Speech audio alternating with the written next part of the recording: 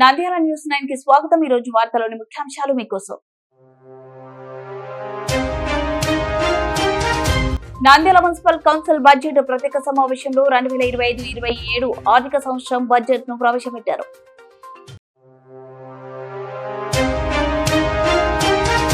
Champion trophy cricket పోటీలు నేటి బుధవారం నుంచి మార్చి 9 వరకు।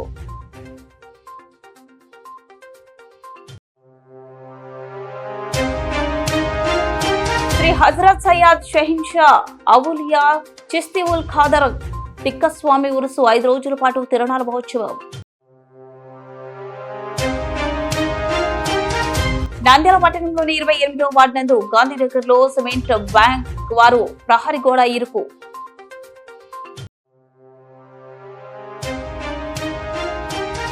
వాక్ రక్షణ సమాజ భద్రత భారీ బహిరంగ సభను జయప్రదం చేయండి।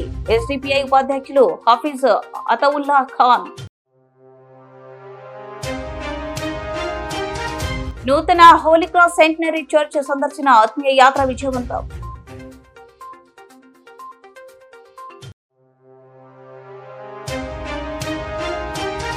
ఆలగడ్డలోని ప్రభుత్వ ఆసుపత్రిని అన్ని విధాలుగా అభివృద్ధి చేసి చూపిస్తా ఎమ్మెల్యే భూమా అఖిలప్రియ।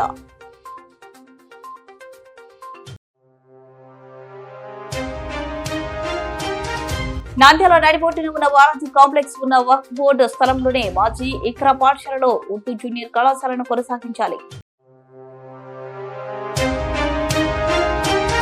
ప్రముఖ పుణ్యక్షేత్రమైన అహోబిలం క్షేత్రాన్ని బుధవారం electricity commission chairman Ram Singh దర్శించుకున్నారు। నంద్యాల మున్సిపల్ కౌన్సిల్ బడ్జెట్ ప్రత్యేక సమావేశంలో 2025-27 ఆర్థిక సంవత్సరంకు సంబంధించిన బడ్జెట్ ను ప్రవేశపెట్టారు।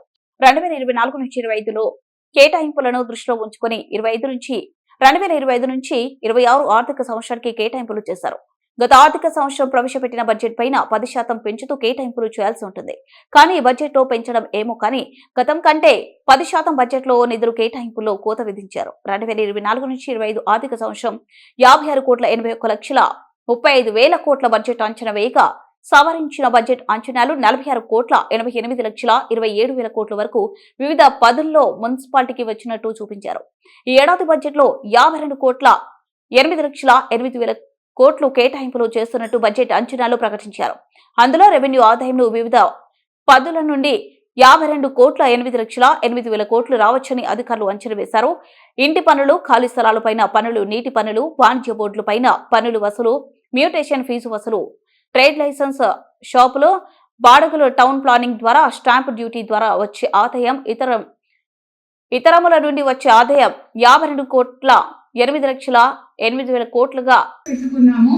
కమ్యూనిటీ హాల్స్ అద్దె దాన్ని కూడా మనం 3 లక్షలు పెట్టుకున్నాము। షాప్ రూమ్ అద్దె 50 లక్షలకు గాను 3 కోట్లు వచ్చింది। వచ్చే సంవత్సరం 50 లక్షలు పెట్టుకున్నాం।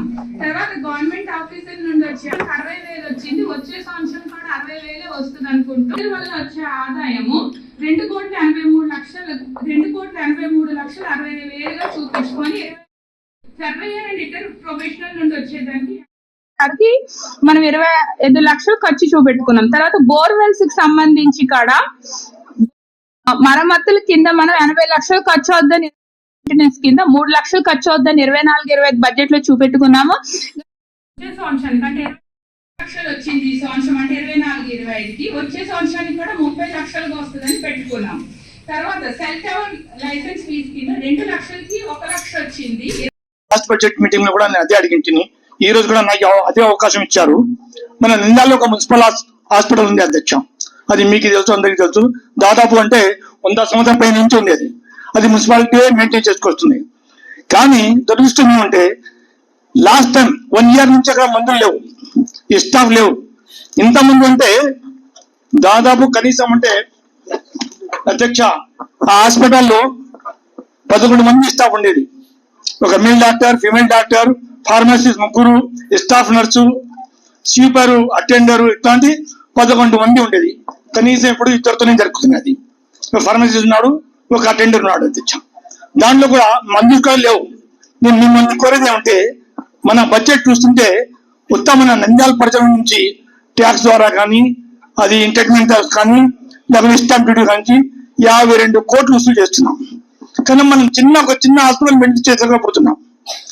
ఇంకొక ఇప్పుడు డాక్టర్స్ కూడా అక్కడ డైరెక్ట్ మనకి హాస్పిటల్ నుంచే మన గవర్నమెంట్ నుంచే డబ్బులు ఇస్తున్నారు. మనం ఇచ్చేది ఏం లేదు, కనీసం మెయింటెనెన్స్ మందులకి ఇవ్వాలా.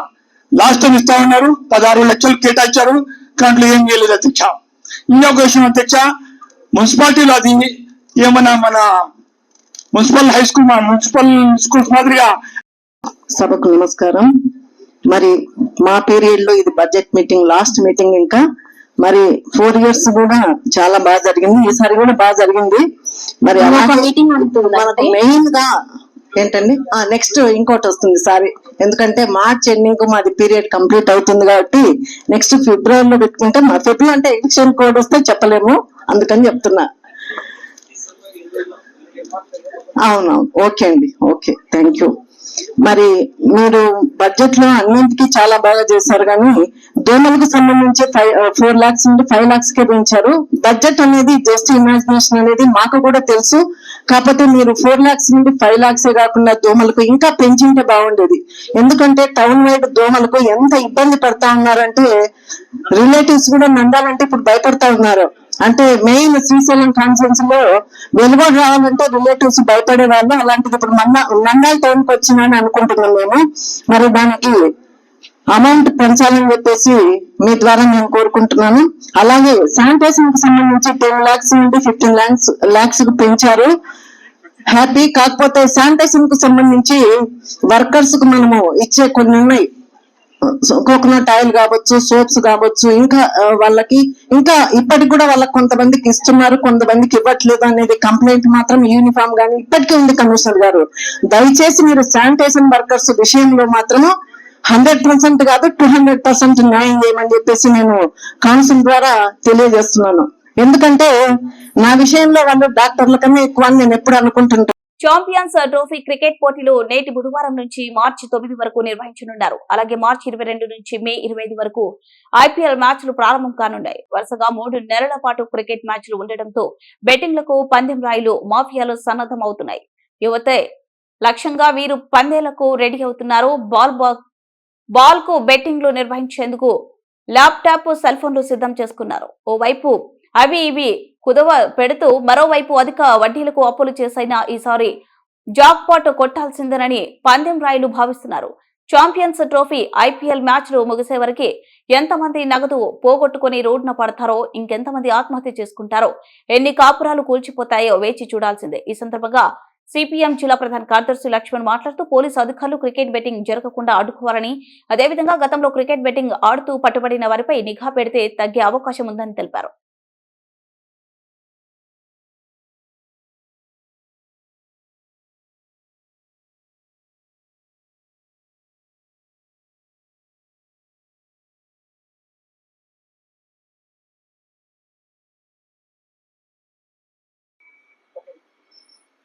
నేటి నుంచి ఛాంపియన్స్ ట్రోఫీ మార్చి 9 వరకు జరుగుతుంది. అదేవిధంగా మార్చి 22 నుంచి ఏప్రిల్ ముగిసే వరకు కూడా ఐపీఎల్ బెట్టింగ్ భారీగా జరిగేటువంటి అవకాశం ఉంది.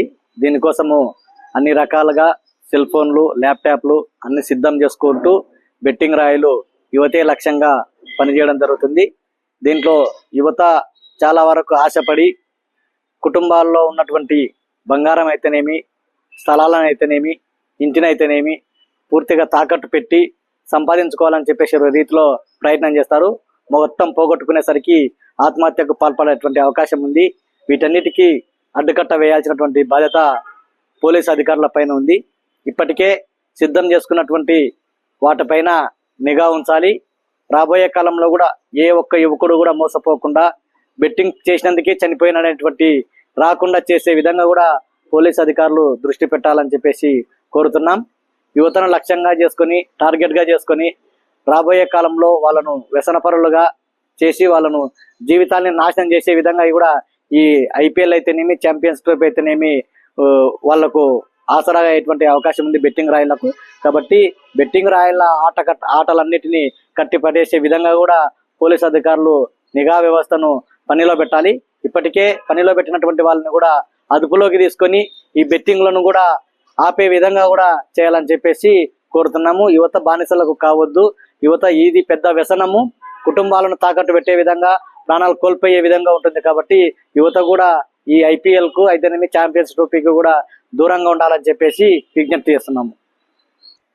గతంలో ఛాంపియన్స్ ట్రోఫీ అయితేనేమి IPL అయితేనేమి బెట్టింగ్ పాల్పడి ఇప్పటికే అదుపులో తీసుకున్నటువంటి వాళ్ళందరిపైన ఖచ్చితంగా నిఘా వేయాలా, వాళ్ళని అదుపులోకి తీసుకోవాలా.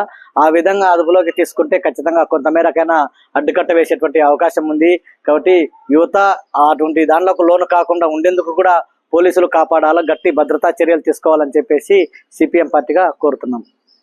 శ్రీ హజరత్ సయ్యద్ షహీన్షా ఔలియా చిస్తి ఉల్ ఖాదర్ ఖుద్దుహు తిక్కస్వామి ఉరుసు 5 రోజుల పాటు తిరునాళ మహోత్సవం నిర్వహిస్తున్నట్లు కమిటీ సభ్యులు తెలిపారు. సందర్భంగా నంద్యాల పట్టణంలోని స్థానిక సాయిబాబా నగర్ లో వెలిసిన తిక్కస్వామి ఊర్చి మహోత్సవము 20వ తేదీ నుండి ప్రారంభమవుతుందని, 21, 22, 23, 24 తేదీలలో జాతరలు నిర్వహించడం జరుగుతుందని, అదేవిధంగా 5 పందాలు అన్నదాన కార్యక్రమంలో నిర్వహించడం జరుగుతుందని భక్తులందరూ పాల్గొని స్వామివారి తీర్థ ప్రసాదాలు స్వీకరించాలని తెలిపారు. ఈ సందర్భంగా వారు మాట్లాడుతూ శ్రీ హజరత్ సయ్యద్ షహీన్షా ఔలియా 1945వ సంవత్సరము సిద్ధి పొందిన తర్వాత దర్గాను స్థాపించబడినది. స్వామి వారి యొక్క మహత్యములు దుష్టంతముగా వెల్లడి అయినందువలన ఆయనకు అనేక భక్తులు వచ్చి వారి కార్యములు సఫలమైనందువలన అన్నదానములు మరియు భక్తి కొలది ద్రవ్య సహాయము కూడా చేయించునము. కావున భక్తి సకుటుంబ సపరివార సమేతంగా వచ్చేసి స్వామివారి పుష్పగంధము ప్రసాదములు స్వీకరించి స్వామివారి కృపకు పాత్రలు కాగలరని తెలిపారు. హజరత్ సయ్యద్ షా షహీన్ షా ఔలియా చిస్సుల్ ఖాద్రి సాయిబాబా నగర్ నంద్యాల పట్టణంలో స్వామివారి ఉర్సు మేళా తిక్కస్వామివారి ఉర్సు మేళా ఫిబ్రవరి 20వ తేదీన గురువారం రోజు సాయంత్రం పకీర్ల మేళాతో అతి వైభవంగా గంధం మహోత్సవం నిర్వహించబడుతుంది. ఫిబ్రవరి 21 స్వామివారి ఉర్సు జరుగును. ఫిబ్రవరి 22, 23, 24 జాతరలు జరపబడతాయి. ఫిబ్రవరి 21, 22వ తేదీ రాత్రి 10 గంటలకు ఫిబ్రవరి 21వ తేదీ రాత్రి 10 గంటలకు కవాలిగానం జరుగుతుంది. ఫిబ్రవరి 22వ తేదీ రాత్రి 10 గంటలకు పౌరాణిక నాటకం జరుగును. ఫిబ్రవరి 21, 22వ తేదీ శుక్రవారం శనివారం తేదీ రాత్రి 7 గంటలకు అన్నదాన కార్యక్రమం నిర్వహించబడుతుంది. కుబ్రా షాదీఖానా నందు భక్తులందరూ పాల్గొని స్వామివారికి కృపకు పాత్రులు కాగలని ఆశిస్తున్నాము. अस्सलाम वालेकुम।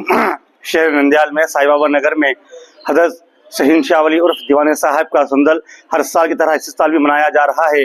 20 तारीख बरोज़ जुमेरात को सुंदल होगा और 21 तारीख को बरोज़ जुमा के दिन रात में खवाली होगी, जिसमें शहर मुंबई के मशहूर खवाल मुजम्मिल दराज आएंगे और अपना कलाम सुनाएंगे और हफ्ता इतवार पीर के दिन ज़ियारतें चलेंगे।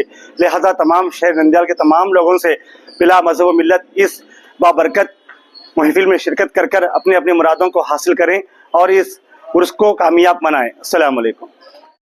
నంద్యాల సాయిబాబా నగర్ నందు వెలిసినటువంటి తిక్కస్వామి దర్గా ఉర్సు మేళా ఈ నెల 20వ తేదీ గంధం, 21వ తేదీ ఉర్సు, 22 మన గొప్ప అన్నదాన కార్యక్రమాలు, పలు సేవా కార్యక్రమాలు తిక్కస్వామి దర్గా కమిటీ వారి ఆధ్వర్యంలో జరుగుతున్నాయి. కావున భక్తాదులందరూ తిక్కస్వామి నాయనను దర్శించుకొని ఆయన ఆశీస్సులు తీసుకొని ఆయన యొక్క కృపకు పాత్రలు కావాలని చెప్పేసి కోరుకుంటున్నాము. మరి అదేవిధంగా ఎవరైనా దాతలు ఎవరైనా ఉంటే డైరెక్టుగా తిక్కస్వామి దర్గా కమిటీ వాళ్ళకి అన్నదాన కార్యక్రమాలు, పలు సేవా కార్యక్రమాలు చేస్తున్నారు కాబట్టి వారి విరాళాలను డైరెక్టుగా తిక్కస్వామి కమిటీ వారికి అందజేయాలని చెప్పేసి కోరుకుంటూ తిక్కస్వామి నాయన ఆశీస్సులు ప్రతి ఒక్కరికి ఉండాలని చెప్పేసి మనస్ఫూర్తిగా కోరుకుంటున్నాం. నంద్యాల పట్టణంలోని 28వ వార్డు నందు గాంధీనగర్ లో సుమెన్స్ బ్యాంక్ వారు ఏర్పాటు చేస్తున్నటువంటి ప్రహరీ గోడ ఇరుకు కావడంతో స్థానిక ప్రజలు సమస్యను స్థానిక ఇన్ఛార్జ్ మాజీ కౌన్సిలర్ కృపాకర్ కి తెలియజేయడంతో వెంటనే నంద్యాల టీడీపీ జిల్లా ప్రధాన కార్యదర్శి NMD ఫిరోజ్ కి తెలియజేయడం జరిగింది. వెంటనే స్పందించిన ఫిరోజ్ సమస్యలను తెలుసుకోవడానికి వచ్చి అక్కడ ఉన్న ప్రజలతో మాట్లాడి వారి సమస్యలన్నీ తెలుసుకుని సిమెంట్ బ్యాంకుతో మాట్లాడి వారికి కావలసిన వసతులు ఏర్పాటు చేస్తామని చెప్పి ప్రజలకు హామీ ఇవ్వడం జరిగింది.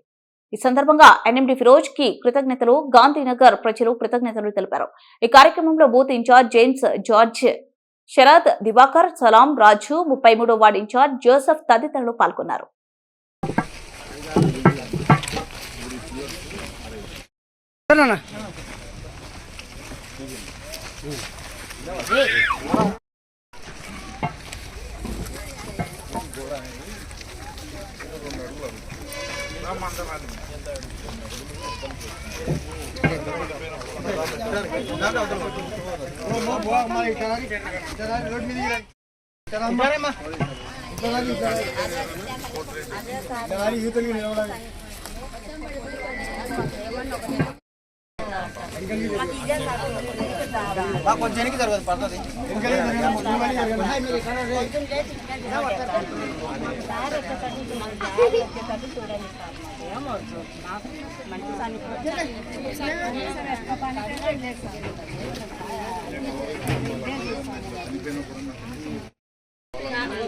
కాలు పెట్టడానికి కూడా లేదు మాకు ఈడ తెచ్చే కాలవా అడగాలి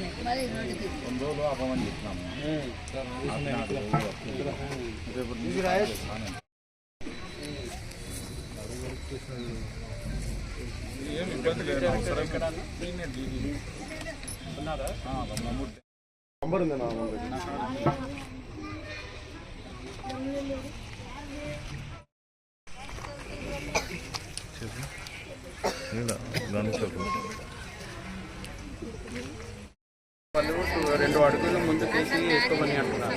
వాళ్ళకి కనీసం శవాన్ని కూడా తీసుకెళ్ళడానికి కూడా రస్తలేదు అని అంటున్నారు. రేపు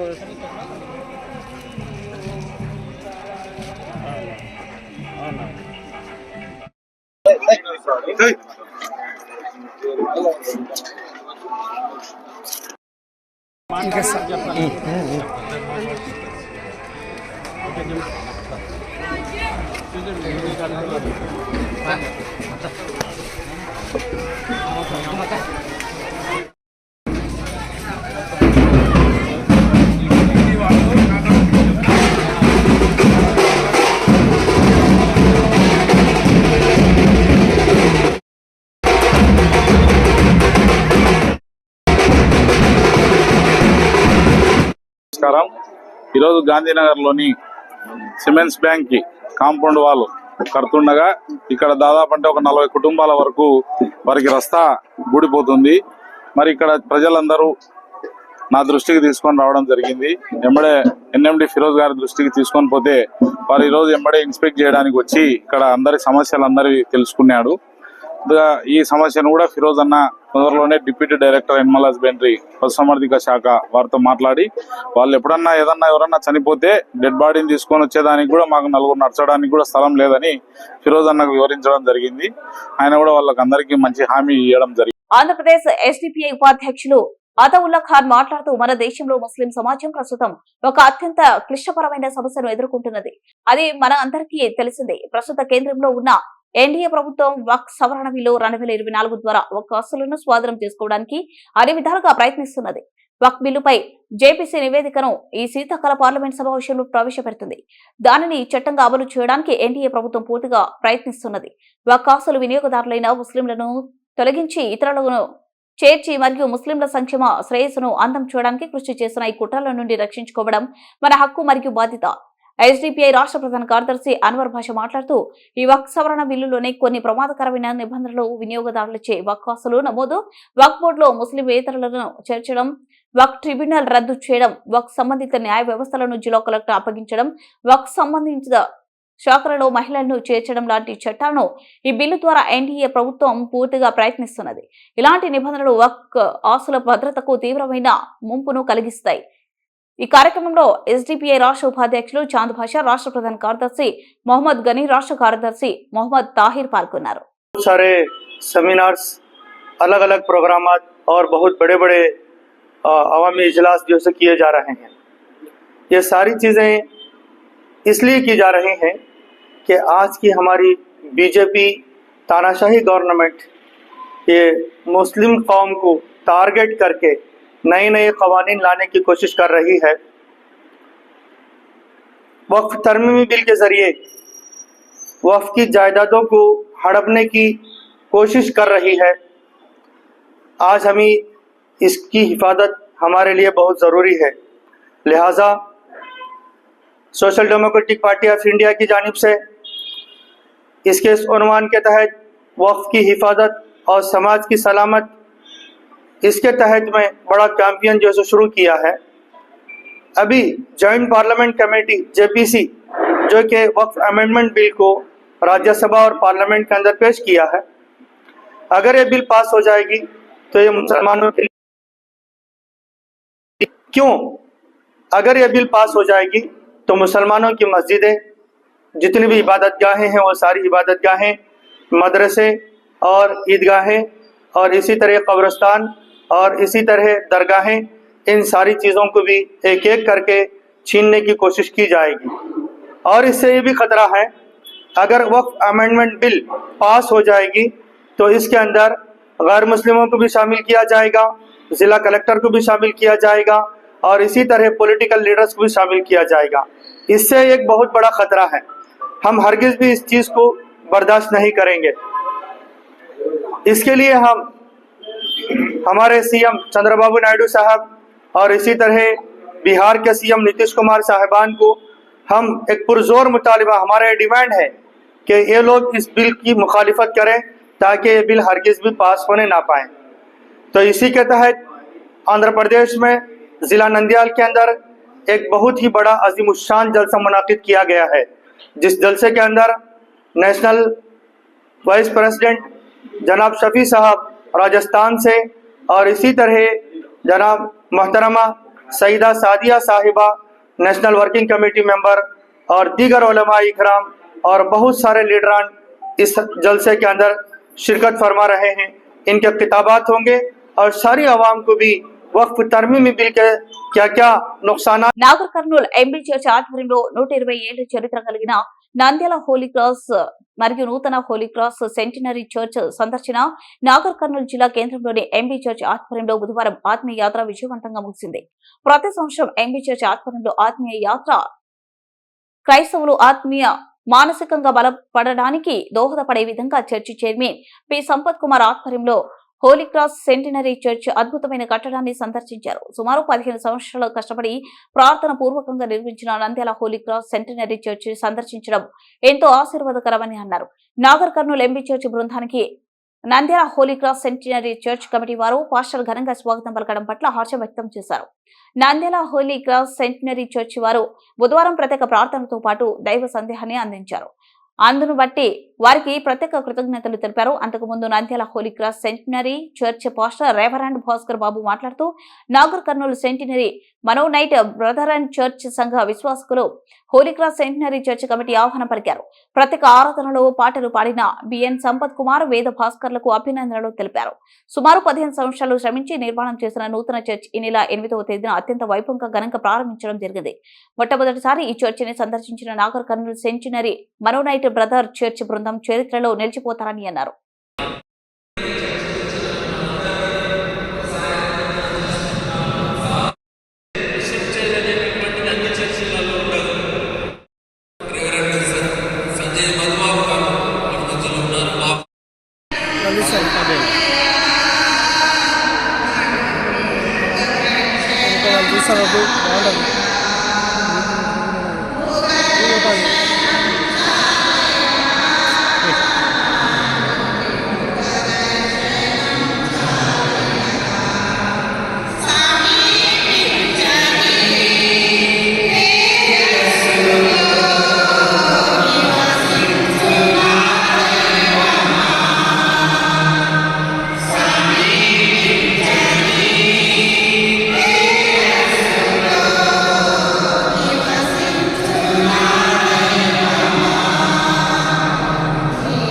పెద్దగా చేసి కట్టడం జరిగింది. ఎందుకంటే అక్కడ కాంగ్రిగేషన్ ఎక్కువైనారు, అంత ఆరాధన చేసుకోవడానికి కన్వీనియంట్ గా లేదు, బయట కూర్చుంటున్నారు, ఆరాధనలో పాల్గొనలేకపోతున్నారు. కాబట్టి వారికి అనుకూలంగా ఈ యొక్క విస్తీర్ణము పెంచి ఈ యొక్క కట్టడం జరిగింది మందిరాన్ని.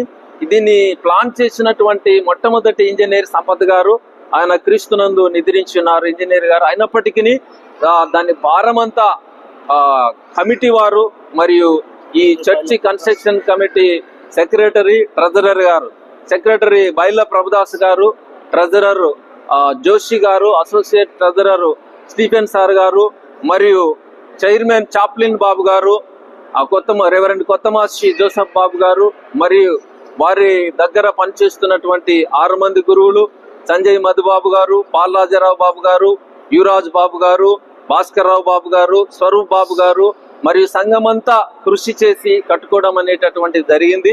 దీనిని పట్టణంలోని ప్రభుత్వ వైద్యశాలలో నిర్వహించిన వైద్యశాల డెవలప్మెంట్ సొసైటీ కమిటీ సమావేశంలో ఎమ్మెల్యే భూమా అఖిలప్రియ పాల్గొన్నారు.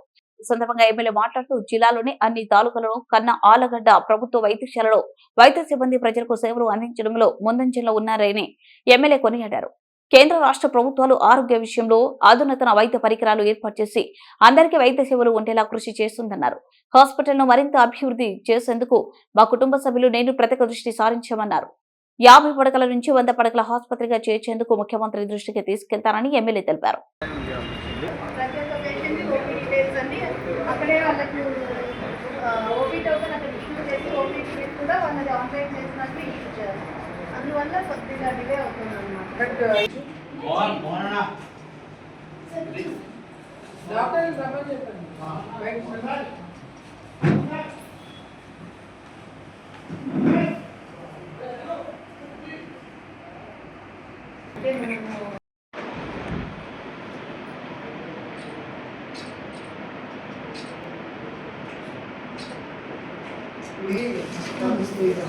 బట్ ఎంత మనకి స్టాక్ ఎంత ఉంటుంది ఇంజెక్షన్స్ మనకి ఎక్స్ట్రా కావాల్సి నంద్యాల పట్టణంలో ప్రజా సమస్యలపై పోరాట కమిటీ ఆధ్వర్యంలో శోభా హోటల్ పక్కన ప్రవేశపెట్టాం సంతకాలు కార్యక్రమం చేయడం జరిగింది. నంద్యాల పట్టణంలో గత 7 సంవత్సరాలుగా మైనార్టీ ఉర్దూ జూనియర్ కళాశాలకు సొంత భవనాలు లేకపోవడం దారుణమని ప్రజా సమస్యలపై పోరాట కమిటీ నాయకులు అసెంబ్లీ రఫీ, నాకుమల్ల రహీం, మహబూబ్ బాషా, రియాజ్, మన్నెం జానయ్య, అర్షద్ విమర్శించారు. ఈ సందర్భంగా పై నాయకులు మాట్లాడుతూ నంద్యాల పట్టణంలో మైనార్టీ ఉర్దూ కళాశాల ఏర్పడి 7 సంవత్సరాలు దాటినా నేటికి సొంత భవనం లేక ప్రభుత్వ మహిళా జూనియర్ కళాశాలలో కేవలం 2 గదులలో ఉర్దూ జూనియర్ కళాశాల నడపడం దారుణమన్నారు. 2018లో నంద్యాలలో ఉర్దూ జూనియర్ కళాశాల మంజూరు చేయడం జరిగింది. నంద్యాల చుట్టుపక్కల పరిసరాల్లో మైనార్టీ జనాభా ఎక్కువగా ఉండటంతో నాటి ముఖ్యమంత్రి చంద్రబాబు నాయుడు హయాంలో నంద్యాల పట్టణానికి ఉర్దూ జూనియర్ కళాశాల మంజూరైంది. నేడు నంద్యాలకు చెందిన ఆంధ్రప్రదేశ్ మైనార్టీ శాఖ మంత్రి ఫారూక్ మంత్రి పదవి ఇవ్వడంతో మైనార్టీ ప్రజల ఆశాభావం వ్యక్తం చేస్తున్నారు. కావున ఇప్పటికైనా రాష్ట్ర ప్రభుత్వం మైనార్టీ శాఖ మంత్రి ఫారూక్ చొరవ చూపి ఉర్దూ జూనియర్ కళాశాలను నంద్యాల నడిబొడ్డున ఉన్న బాలాజీ కాంప్లెక్స్ వక్ఫ్ బోర్డు స్థలంలోని మాజీ ఇక్రా పాఠశాలలో ఉర్దూ జూనియర్ కళాశాలను కొనసాగించాలని డిమాండ్ చేశారు. 2 ఎకరాలు వక్ఫ్ బోర్డు స్థలం ఉంది. బిల్డింగ్ ఇన్స్ట్రక్చర్ రెడీ ఉంది. 2025-26 సంవత్సరంలో ప్రారంభించాలని కోరుతూ ప్రజా సమస్యల పోరాట కమిటీ ఆధ్వర్యంలో ఈరోజు కులాల మతాల అతీతంగా ఒక కమిటీ ఏర్పాటు చేయండి. ఆ కమిటీ ఆధ్వర్యంలో ఈరోజు సిటికేల్ ఆఫీస్ కింద సంతకాల సేకరణ కార్యక్రమం చేపట్టడం జరుగుతున్నది. ఏదైతే 2018 సంవత్సరంలో నంద్యాలలో ఉర్దూ జూనియర్ కళాశాల శాంక్షన్ అయింది. ఆనాటి నుండి నేటి వరకు ఒక పక్క వైఎస్ఆర్ ఊరుపేట బిల్డింగులు కడుతున్నారంటారు, కానీ నిధులు లేవని చెప్పి బిల్డింగ్ ఆపడం జరిగింది. ఈరోజు రాష్ట్రంలో దేశంలో మహిళలు ఎక్కడ తిరగాలనే రక్షణ కరువైంది. మహిళలకు స్వేచ్ఛ లేదు రాష్ట్రంలో. దానికోసం ఆలోచనతో ఈరోజు మైనార్టీ ముస్లిం మహిళలు చదువుకోవాలంటే చాలా ఇబ్బందులు ఉన్నారు. ఒక పక్క రాష్ట్ర ప్రభుత్వం విద్యార్థులకు మొత్తం పెద్దపీట వేస్తని చెప్తున్నారు. మా డిమాండ్ అంటే నంద్యాల జిల్లా ప్రాంతాల్లో ముస్లిం మైనార్టీ విద్యార్థులు ఎక్కువ శాతం ఉంటారు, చదువుకునే శాతం ఎక్కువ ఉంది. కాబట్టి మా విద్యార్థి సంఘాలు, మా ప్రజా సంఘాల ఆధ్వర్యంలో వక్ఫ్ బోర్డు స్థలం మైనార్టీ ఇక్రా స్కూల్లో ఉర్దూ జూనియర్ కళాశాల, డిగ్రీ కళాశాల, అలాగే మైనార్టీ హాస్టల్ ఏర్పాటు చేసేంత వరకు ఈ పోరాటాలు కొనసాగిస్తాం. భవిష్యత్తులో మినిస్టర్ న్యాయశాఖ గారి మినిస్టర్తో కలుస్తాం, అలాగే విద్యాశాఖ మినిస్టర్ గారితో కలుస్తాం.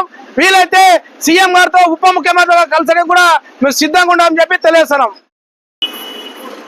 ఈరోజు నంద్యాల పట్టణంలోని ఉర్దూ జూనియర్ కళాశాలకు సంబంధించి శాశ్వత భవనాలలో కళాశాలను నడపాలనే ఉద్దేశంతోనే ఈరోజు ప్రజా సంఘాల ఆధ్వర్యంలో ఏర్పడిన ప్రజా సమస్యలపై పోరాట కమిటీ ఆధ్వర్యంలో మొట్టమొదటి కార్యక్రమాన్ని ఉర్దూ జూనియర్ కళాశాలకు పర్మనెంట్ బిల్డింగ్గా ఉన్నటువంటి బాలాజీ కాంప్లెక్స్లో ఉన్నటువంటి వక్ఫ్ బోర్డు స్థలంలో ఆ యొక్క కళాశాలను నడపాలనే ఉద్దేశంతోనే ఈరోజు సంతకాల సేకరణ కార్యక్రమాన్ని చేపట్టడం జరిగింది.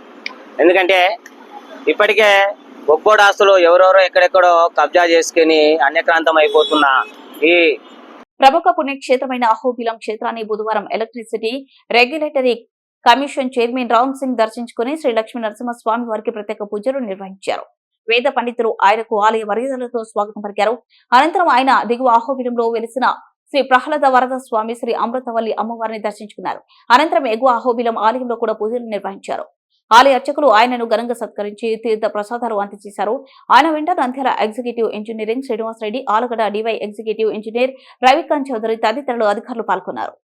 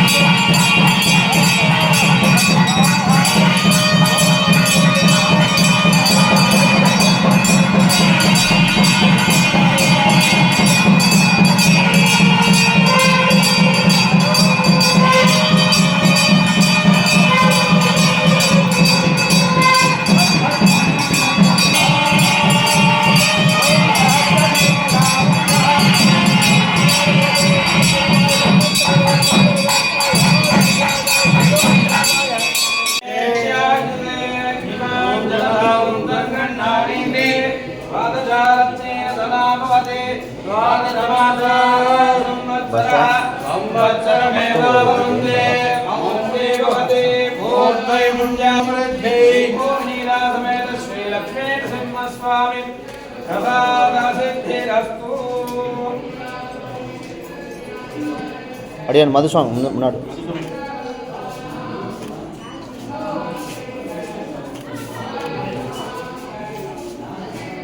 వార్తలు ముగించే ముందు ముఖ్యాంశాలు మరోసారి.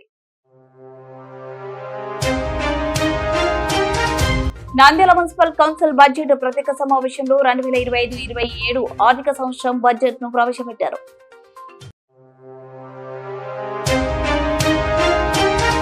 ఛాంపియన్ ట్రోఫీ క్రికెట్ పోటీలు నేటి బుధవారం నుంచి మార్చి 9 వరకు.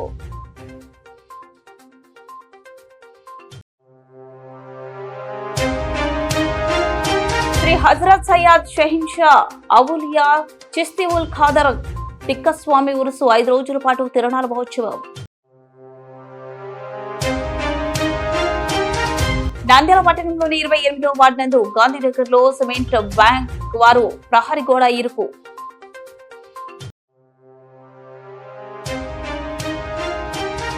వాక్ రక్షణ సమాజ భద్రత భారీ బహిరంగ సభను జయప్రదం చేయండి. ఎస్డిపిఐ ఉపాధ్యక్షులు హఫీజ్ అతౌల్లా ఖాన్. నూతన హోలీ క్రాస్ సెంటనరీ చర్చ్ సందర్శన ఆత్మీయ యాత్ర విజయవంతం.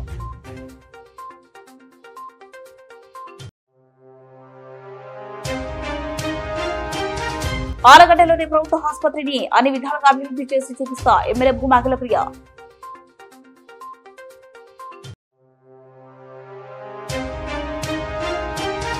నంద్యాల నడిబొట్టున ఉన్న వారాజీ కాంప్లెక్స్ ఉన్న వక్ఫ్ బోర్డు స్థలంలోనే మాజీ ఇక్రా పాఠశాలలో ఉర్దూ జూనియర్ కళాశాలను కొనసాగించాలి. ప్రముఖ పుణ్యక్షేత్రమైన అహోబిలం క్షేత్రాన్ని బుధవారం electricity commission chairman Ram Singh దర్శించుకున్నారు. వార్తలు ఇంతటితో సమాప్తం. మరింత అప్డేట్స్ కోసం చూస్తూనే ఉండండి నంద్యాల న్యూస్ 9.